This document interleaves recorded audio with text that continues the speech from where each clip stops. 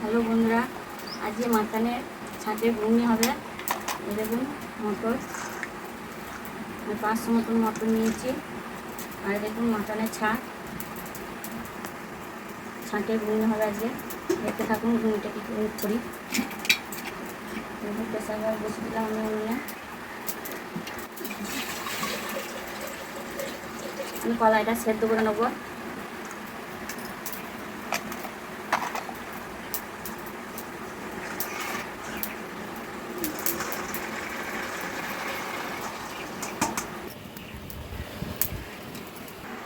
মটরটা দেখুন সেদ্ধ বসিয়ে দিয়েছি। মটর আলু সিদ্ধ হয়ে গেলে আমি ঘুগনিটা করবো। দেখতে থাকুন করে ঘুগনিটা হয়, মাটন ছাঁচের ঘুগনি।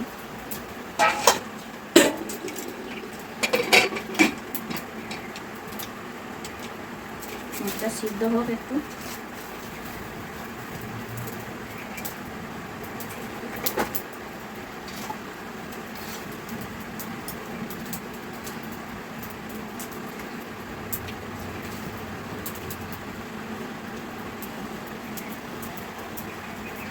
এরকম মাটনের ছাঁচ, যেগুলো মাটন কাটে কুচি কুচি থাকে, তেল চর্বি।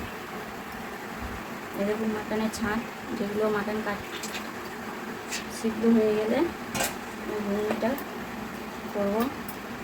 দেখুন ঘুগনিটা আমি কীভাবে দেবো।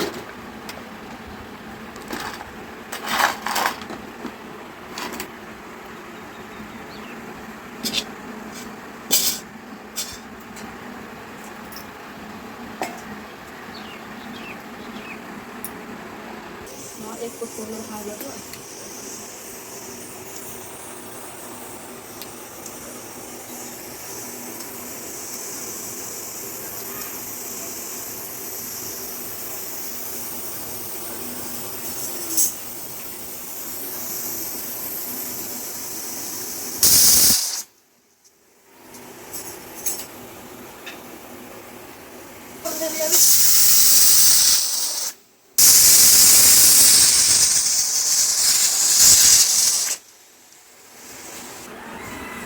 মটরটা সিদ্ধ হয়ে গেছে। কড়াটা বসাবো, কড়াতে জল দিয়ে একটু ছাঁচটা একটু ভাপিয়ে নেব।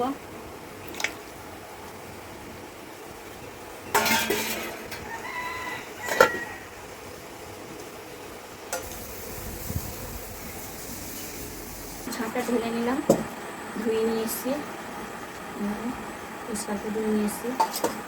কড়াই বসিয়ে দিলাম, তাই দেবো তেল।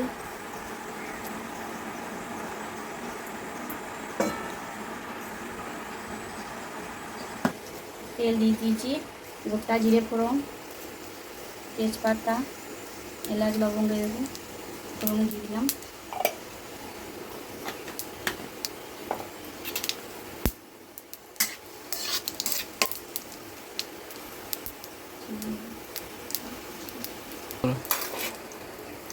এবং তেলের উপরে দিয়ে দিলাম পেঁয়াজ,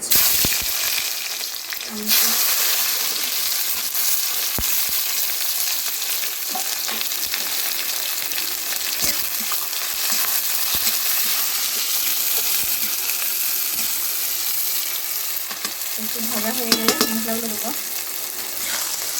দেখবো পেঁয়াজটা না লালচে লালচে ভাজা হয়ে গেলে মশলাগুলো দেবো। জিরে বাটা, আমি এখানে কোনো গুঁড়ো মশলা ব্যবহার বেছে নিয়েছি। আদা বাটা,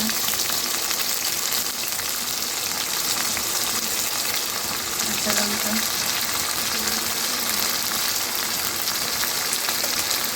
টমেটো, পেঁয়াজ একসঙ্গে পেস্ট করে নিয়েছি। ভালোভাবে কষিয়ে নেব।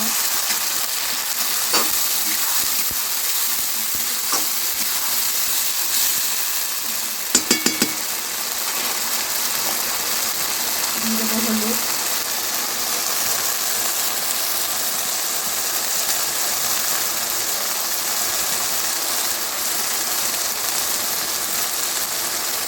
লবণ,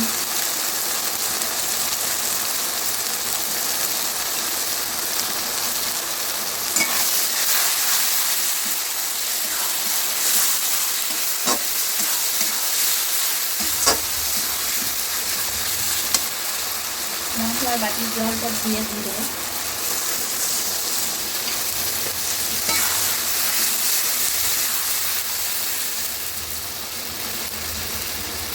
দেখবো আমি কালার আসার জন্য কাশ্মীরি লঙ্কাগুলো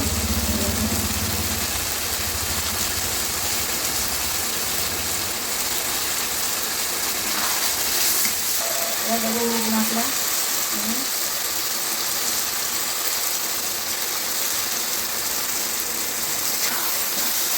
মশলাটা কষানো হয়ে গেছে, মশলাটা ফ্রেশ হয়ে গেছে।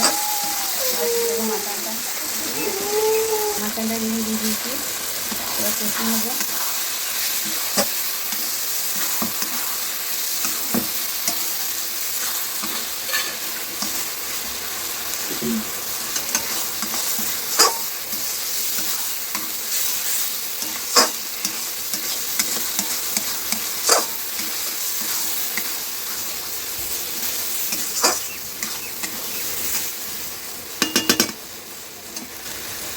মাটনের ছাঁকটা কষিয়ে নিয়েছি, এর মধ্যে এবার আমি মটর সেদ্ধটা দিয়ে দেবো।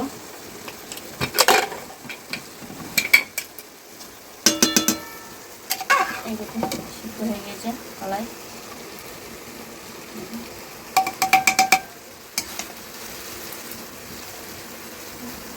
ঢেলে দেবো এটা।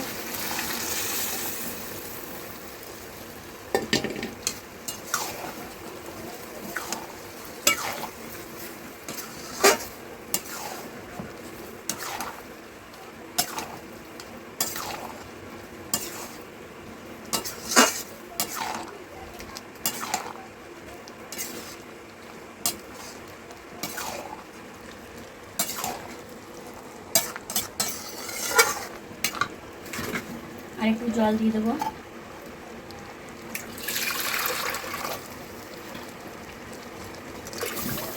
আর একটু জল দিয়ে দেবো।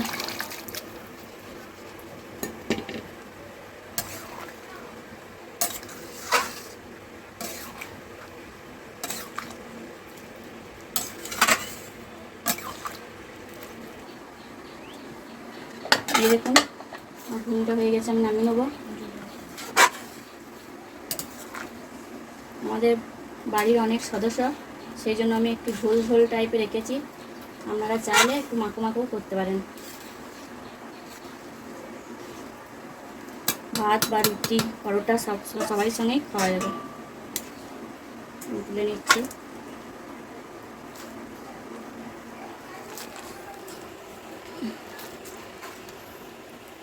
এই দেখুন ছাঁটগুলো,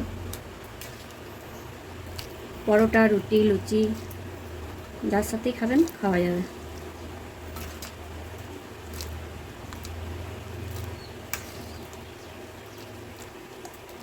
এতে একটু ধনেপাতা হলে আরও খুব ভালো হতো, ধনেপাতা আমার বাড়িতে নেই বলে দেওয়া হলো না। আপনারা যে বাড়িতে যদি থাকে করে দেবেন।